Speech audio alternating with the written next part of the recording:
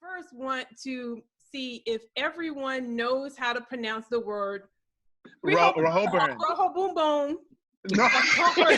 Rehoboam. Boom, boom, room. Because I looked at him and it said it was a Hebrew, and I said, "Oh, Wow. Okay. Rehoboam.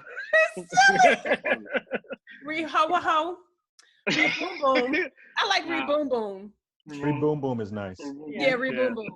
Because every single time we do this podcast, we say it differently. I think when I first heard it, I said it one way, and then I went online and was like, that's not how you say it. You say it like this. And every single podcast, we pronounce it differently. So can you go ahead and say that word for me in the way you think it should be pronounced? Let's start with Michael, since you're on screen. For me, I feel like it's just Rehoboam. Okay. I feel like it's got 3 syllables, 3 Rehoboam. That's it. That's how I feel like Tariq is saying it whenever he says it. So yeah. Gotcha. Mm-hmm. I don't care who goes next. Whoever. Rehoboam. Glenn, what do you say it? How do you say it? Rehoboam. Okay. And Leroy, how do you think it's pronounced? Facebook.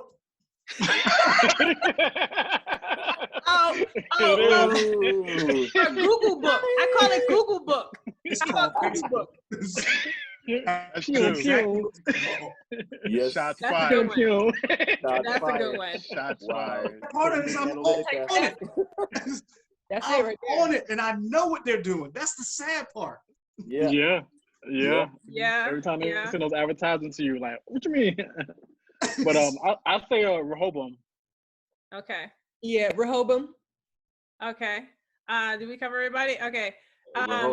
Rehoboam. Okay. I'm going for Rehoboam. Rehoboam. Wait. Rehoboam. I think it's actually Rehoboam.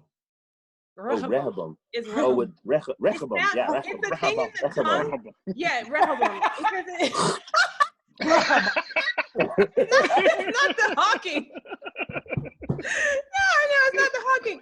No, it's kind of like, because actually Wikipedia, and you can play it and listen to it. Mm-hmm. And it teaches you how to actually say it. It's a weird thing with the tongue because it sounds like they're saying an L, but they're not. So just like Tariq said, it's Hebrew. Yeah, but it's just one of those words that I just thought was funny to try and get everybody to say, because it's just a really weird word.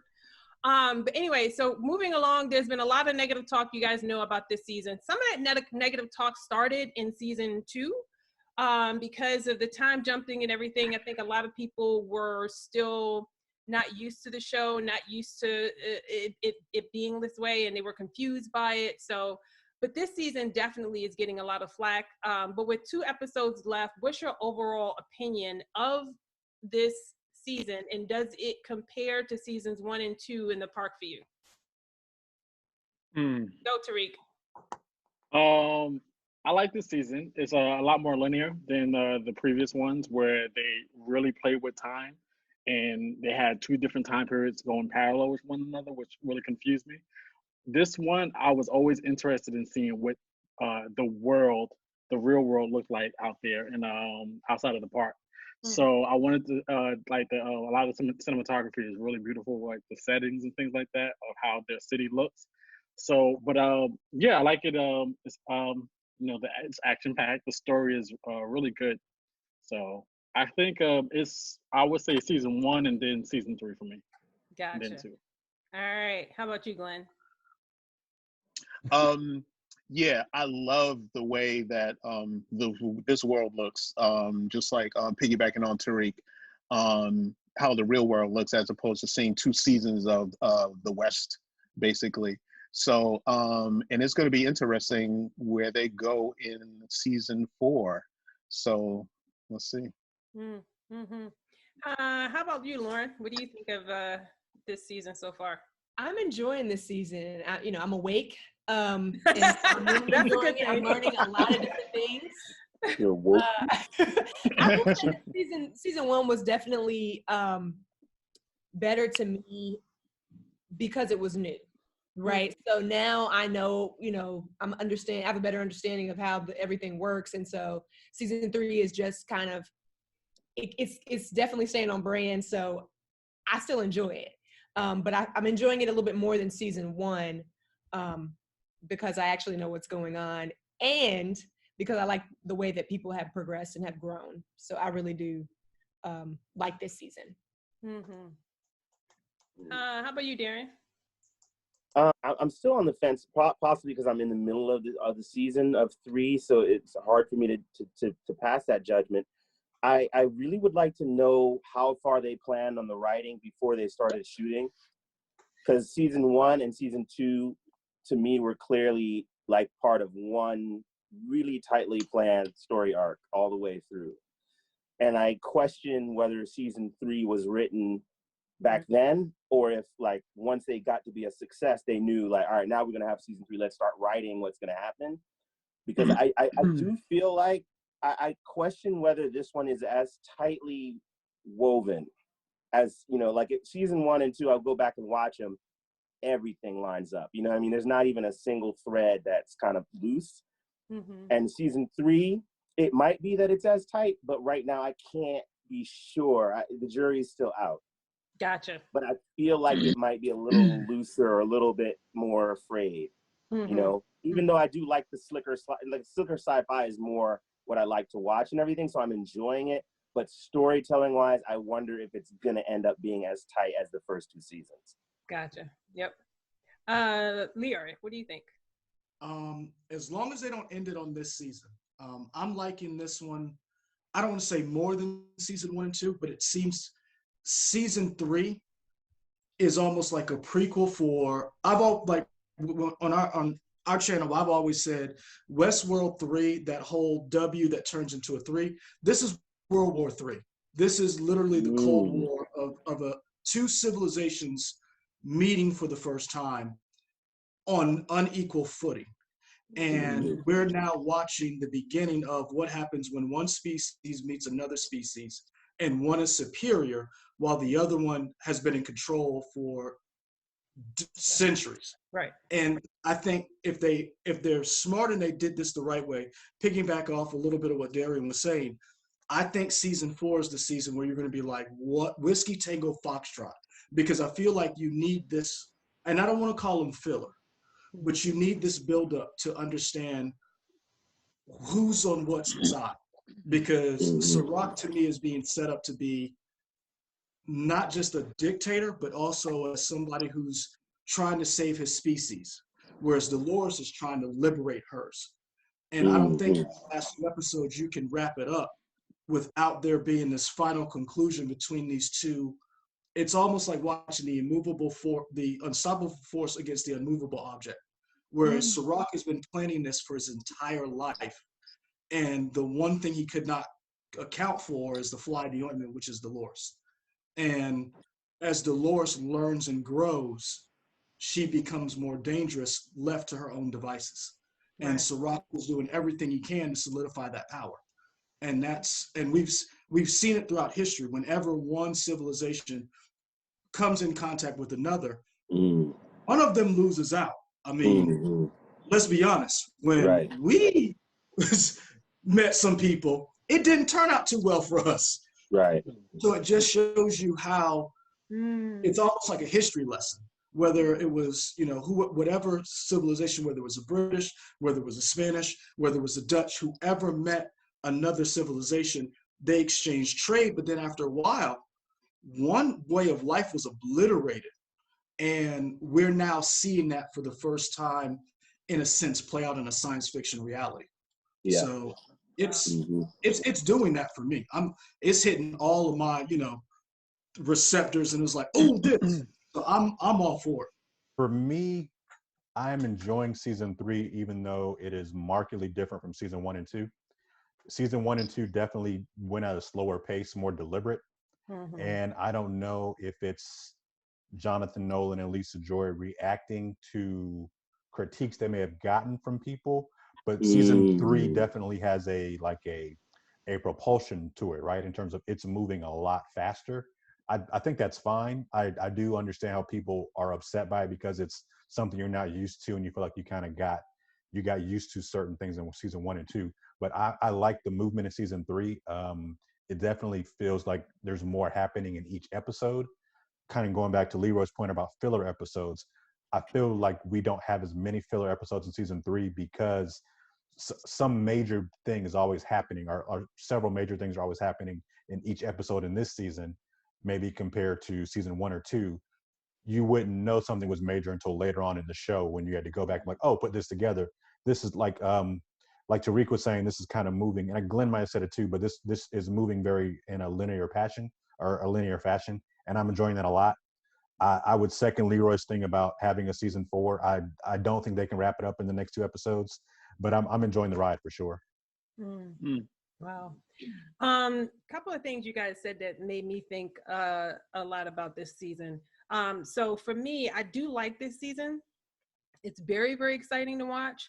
I do believe and feel though that, the switching of hands with HBO and the whole merger and different people at the helm, I think went into play with the direction. I know that they usually wait until the end of one season before they find out if they are getting renewed for another. And I wouldn't be surprised if certain people felt like it needed to, start moving along and because their direction for the network has changed a little bit. The merger and everything going on and the increase of more titles and more shows and stuff, I think that could have made a difference, and they probably wanted to appeal to a broader audience as opposed to a more niche demographic of people who love more intellectual sci-fi, who will sit and don't mind the slow burn, don't mind the filler, don't mind the time jumps, things like that.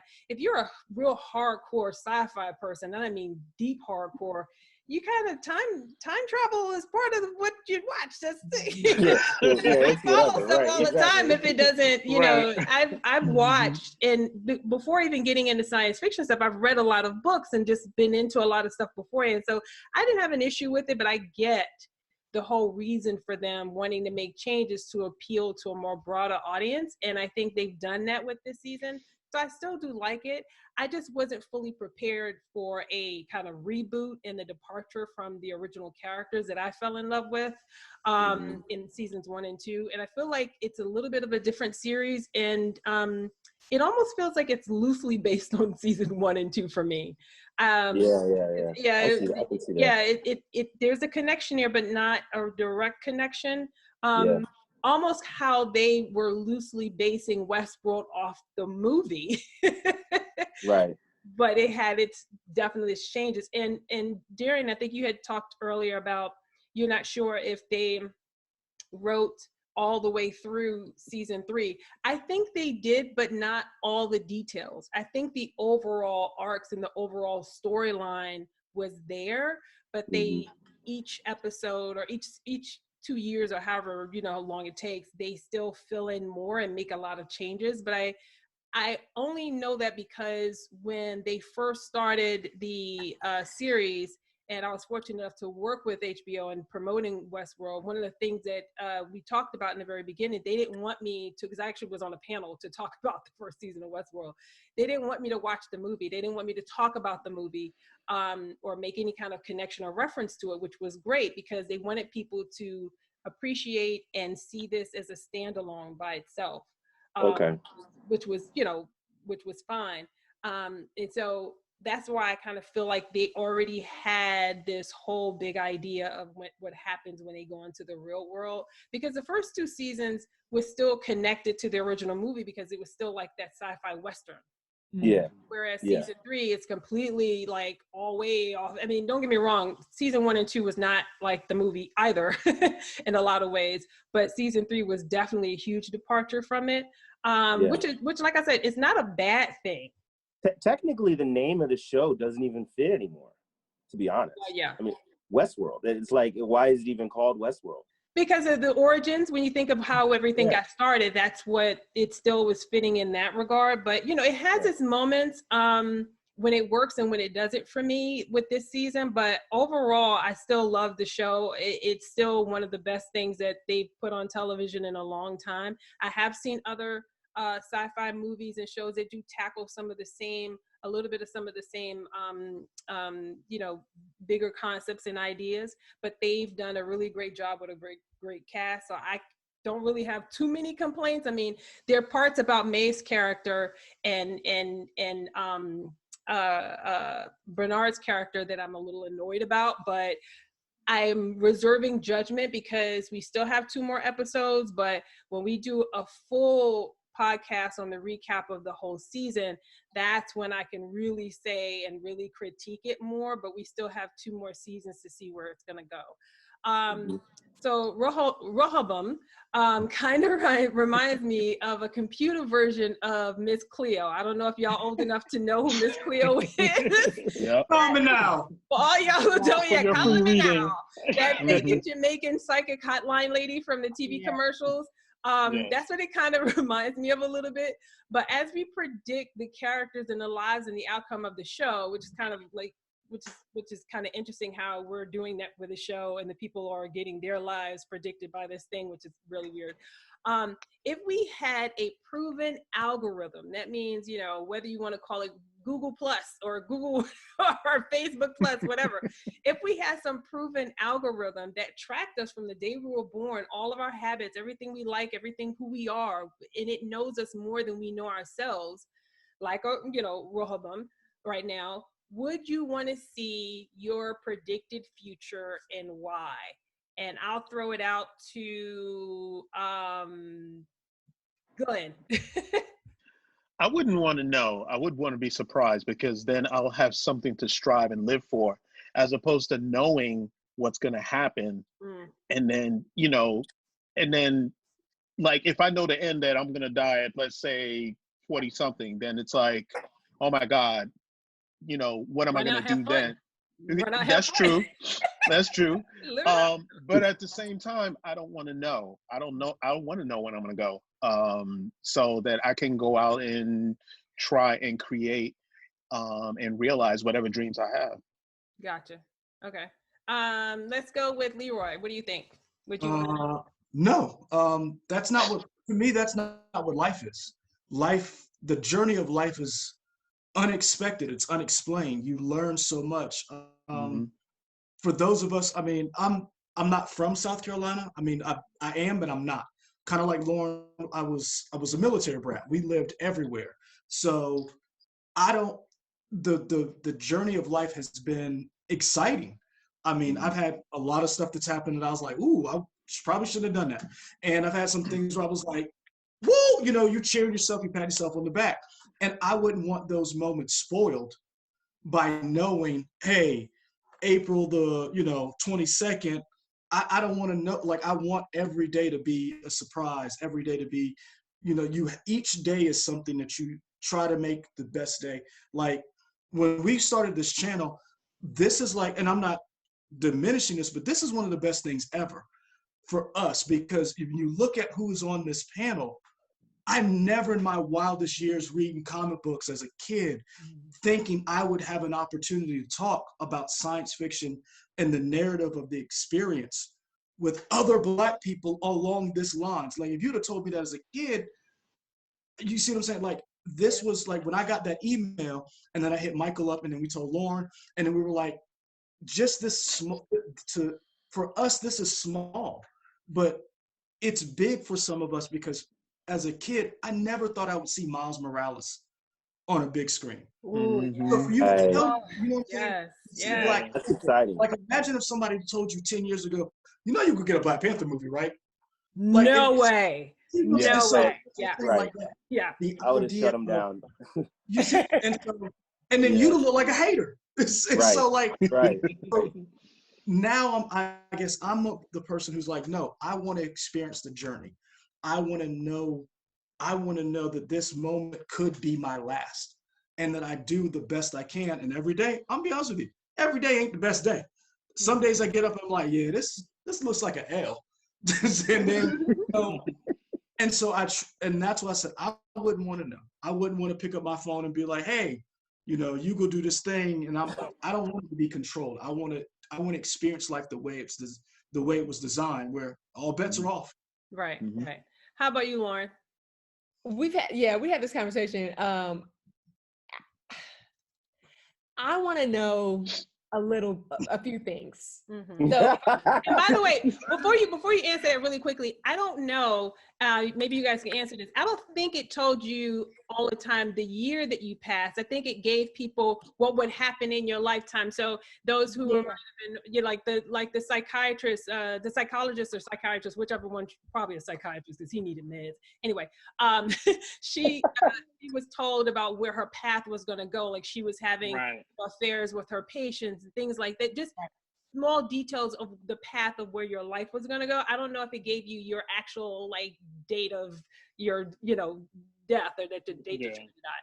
But and I don't want to know like how I'm going to die or when, but I do want to know if I'm going into a job interview, if I'm going to be able to get that job. So if I see on my little profile, hey, you're not going to get this. Okay, maybe I reevaluate how I prepare or, you know what I'm saying? So like little things that can help me to overcome that obstacle. Because I don't know if these are really set, right? Because one thing with the psychiatrist though, that we spoke about during our review of the episode, was that it said that she was going to have affairs with patients. And we believe that she already did have those affairs with patients, but she hadn't told her husband. Yeah. So, and so it's like, don't come home. I got the kids, I don't want to see your face, whatever. But I think, yes, that was definitely going to ruin her relationship with her husband. But I also wonder if some of these profiles are giving you of like, this could happen, but you have the power to change that narrative and change where it's going to go. No, because it's based upon it picks up all these algorithms and it's like, oh, this is the probable reality, the probability that your life will end this way. So like, you will end up being broke, or you will end up being rich, you will end up strung out overdosing on drugs or whatever have you. You will end up going out on your husband and end up having affairs, and he finds out and leaves you with the kids. That's what the bigger picture of people's lives are going to end up in. Well, if it's not going to change, then, I don't really want to know. But if it was something where I could make a change and change the outcome, by tweaking one thing or tweaking another thing, then yeah, I'd want to know. But gotcha. Yeah. So to piggyback on that, so, I wouldn't believe it. So even if you could sit there and tell me how accurate it's been for all these years and generations and all this stuff, and I'll sit there and I'll nod like this right here, and I'll be like, all right, let me use that information and start changing my shit, because I'm just not gonna believe it. And so I would want to know. I absolutely would want to know, just so that I could see why it thinks that. Like, I would be like, maybe that'll give me more insight about me. Like, what did it see about me that it thinks I'm about to like shoot somebody in 2 years? You know what I mean? But I do have a little bit of a side thing that kind of references to this. So my daughter actually went to a private school here in Atlanta, and so one thing they use is a system called Naviance. Okay. And this system, what it does is from the time that you're already in even 8th grade, it basically projects a trajectory to say, like, if you continue on this level of performance and these types of grades and the extracurriculars that it plugs all this stuff into the system, and it tells you what colleges you are likely to be able to be accepted to 5 years down the road. Wow. Right. From 8th grade. From 8th grade, they already start that at 8th grade. And so for my daughter, one of the things they're able to do is they see that, and that it gives them like, oh yeah, you saying you want to go to like, Harvard and this, that, and the other, but right now you're going to be going to Georgia State. Yeah. You know what I'm saying? You're going to be at a community college or something. Yeah. Yeah, that's what it tells you that. And so for a lot of the kids, what it did was it allowed them to be like, oh, okay, I think I'm doing well, but I'm not actually doing as well as I thought that I was. I need to either step up my game or, change something. So I do feel like people would want this. I think like this would, like, I would definitely want it. If you can change your projection. But it's funny you mentioned that, because my wife, before she left teaching, she literally did that. She was an avid teacher and she taught college prep. And so we have kids who know, like, she literally sat down and was like, based on what you have, this is what and they looked at her and were like, yeah, I'm still getting into Duke. And she's like, I'm taking you to Duke. Here's what they're telling you. And they still did not do what they were supposed to do. So it's almost, even if you have the information, some people are like, yeah.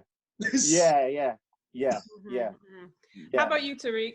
To piggyback off of like, what Leroy, Darion, and Loren said, I would want that information. And it depends on the type of person that you are. If you're gonna take all the negative aspects of the prediction, are you gonna live with it, or are you gonna turn that poison into medicine?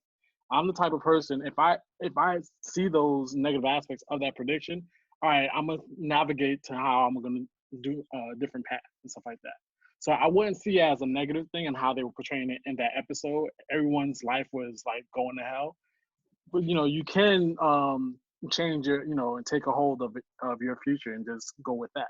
So I would take it as, okay, all right, so I'm it's like a reassurance of what I've been doing. The reason why I came to Atlanta and stuff like that. Okay, so I'm on the right path. Boom. Oh, I'm not on the right path. Maybe I need to go to LA or something like that. You know what I mean? So for me, I would look at it as I wouldn't look at it as a blueprint of my life. I would look at it as more so of a map, and I choose the direction I need to go to. Gotcha. Yeah. I can certify that Tariq would do that, because I'm just gonna say this, but like Tariq, when Tariq came to Atlanta, this is just gonna be me singing praises of Tariq for a little bit. What I've noticed that young brother do as an upcoming writer director is he listens to his mentors. He absolutely does, and I want to just kudos to you, Tariq. But when you're saying that right now, I'm hearing that is, I really do believe that you would do that, because I actually see you doing that already. So yeah. So you wouldn't need Rehoboam. I would still take it, but it's like a reassurance type of situation. Gotcha. Like, okay, so if I'm achieving the things that I'm doing, like, I want to be a writer director. Gotcha. Well, I am a writer director, but I want to do it to the point where I can do it comfortably. You know what I mean? Right. So if it says 5 years from now you're gonna have film in theaters type of situation, all right, cool, I'm on the right path, so let me do that. If it says, oh, okay, you're not gonna have film or whatever, I need to change my strategy to get to what I need to do. Gotcha. Right. So that's how I would look at it. Gotcha. Right. How about you, Mike? I'd say nah. Just, real simple. I don't need that in my life, because it's it almost feels like it's a shadow or like a weight on you of what these things can and will happen, even though I'm trying to put all this into words, but each of us have kind of talked about it, saying it's an algorithm, right?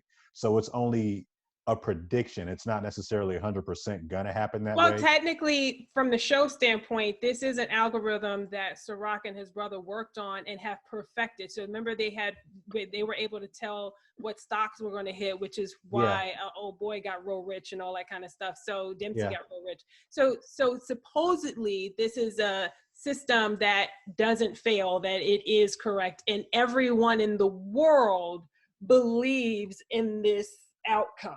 That you got to put in perspective the show. This is something that's not, I was making light of it by comparing it to Miss Cleo, but this is an actual something that is just, it literally is something that everyone has a certain belief in, because you would have to in order to react the way people are reacting. But So okay, then going with that, if it is like 100% certainty, I definitely wouldn't want that information. It takes the fun out of life about not knowing, what the ups and downs are and how you grow as a person. I would want the ability to experience that myself and not have an overlord or an AI tell me, though, this is exactly what's going to happen. Because again, that, to boil it down, that essentially takes the fun out of life. I wouldn't want that. So, nah. And remember the program, Sirach said part of the reason why the program worked was because they controlled every aspect of life.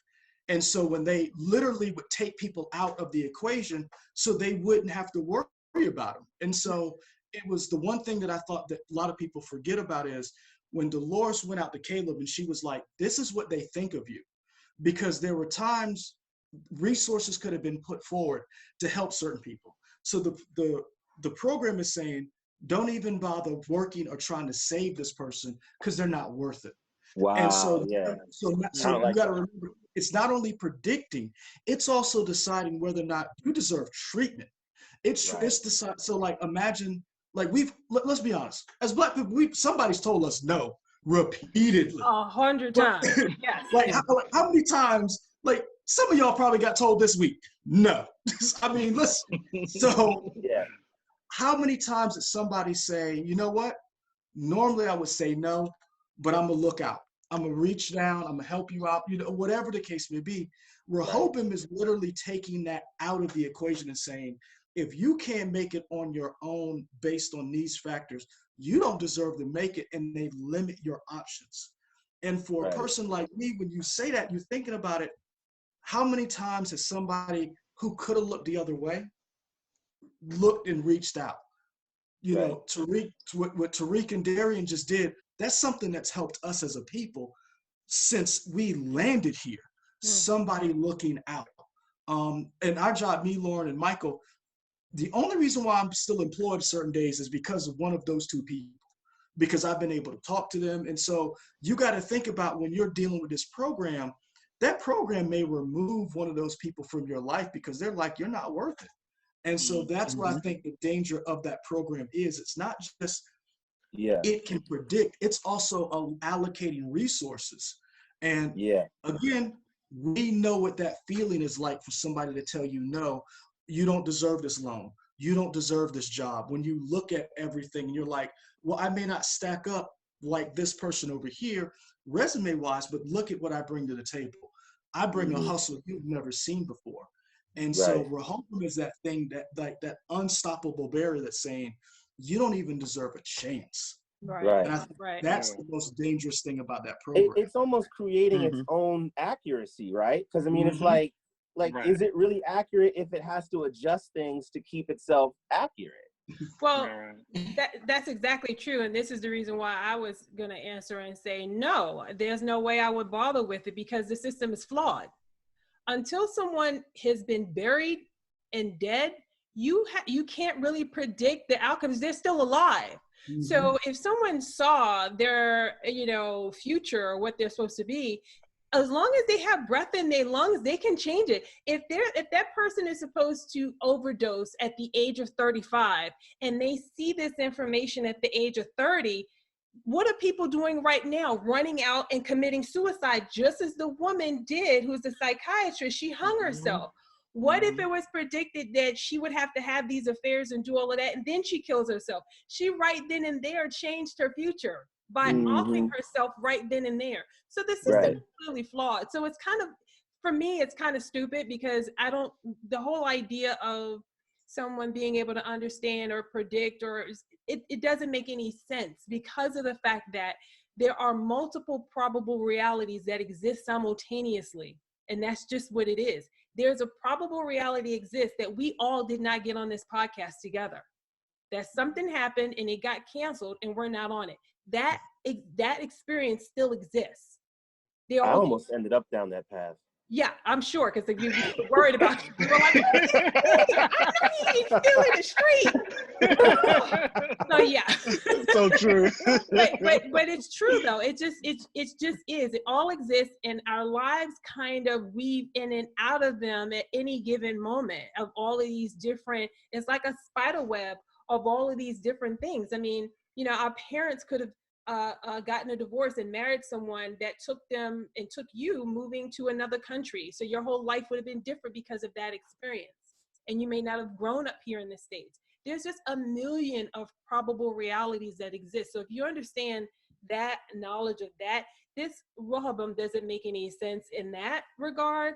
But for the aspects of the show or just what we've been given in the show itself, it's still, like I said, it's still kind of silly because and we'll go into this later because I actually have a question that dives a little bit deeper in this. Not everybody would see their outcome. So you're still, as long as you're alive, like I said before, you're still creating your future every single moment that you're still alive. So, but yeah, it's a very deep and interesting idea. And Black Mirror, we've seen that in one of those episodes, the one with Ron Howard's daughter, where the social media one, yeah, that one, that was good. Where we see a lot of, we already have it a little bit. So on one regard, it could help people, like being in school. If you see a kid constantly making bad choices, this is the direction where your life is headed. You're limiting your choices by the actions and the things that you're doing, right? So when you're older, you're not going to have a choice or an option to go work for some big company and make X amount of money, because you've limited yourself by not giving yourself these opportunities now. So we can still do that for people. And like you're saying with Darion, with your daughter in college or whatever, it still works on that short term, just keeping track and making sure we hit our marks in life, right? Your goal marks that you have in your life.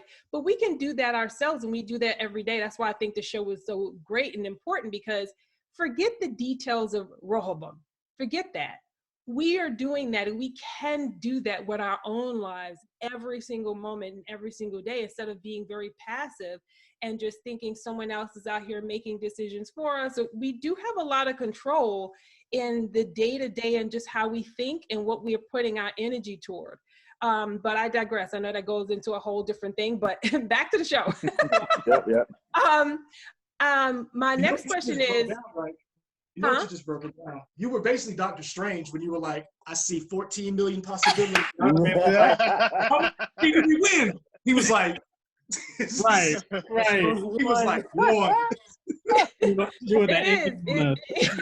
very true. I get excited about That's exactly what you just said.